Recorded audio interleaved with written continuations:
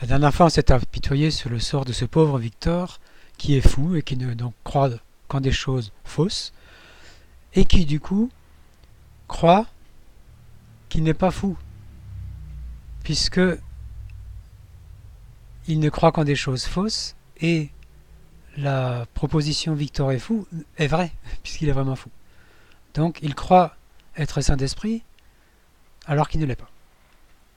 La situation va se compliquer un petit peu quand on regarde ce que vont dire les Transylvaniens au lieu de seulement croire, mais qu'est-ce qu'ils vont raconter. Donc on va s'intéresser à, par exemple, Victor. Nous disions Victor croit être saint d'esprit alors qu'il ne l'est pas. Que va-t-il prétendre?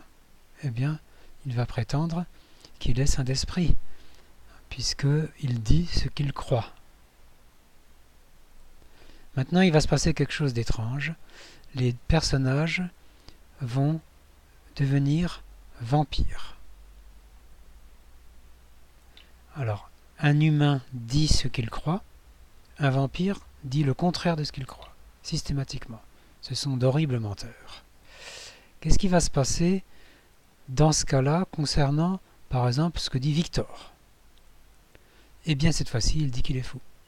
C'est comme s'il avouait être fou. Pourquoi? C'est parce que nous disions donc il est fou. Comme il est fou, il ne croit pas être fou. Mais comme il ment, il prétend qu'il croit être fou. Il prétend qu'il est fou.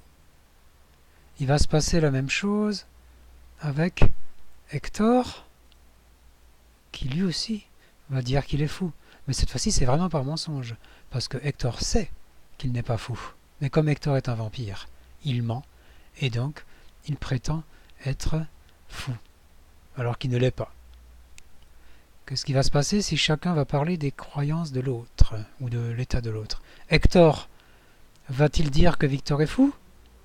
Non, puisque Hector ment. Victor va-t-il dire que Hector est fou? Non plus. Mais cette fois-ci, c'est pas seulement parce qu'il ment, c'est parce qu'en plus, il est fou, il a des croyances erronées.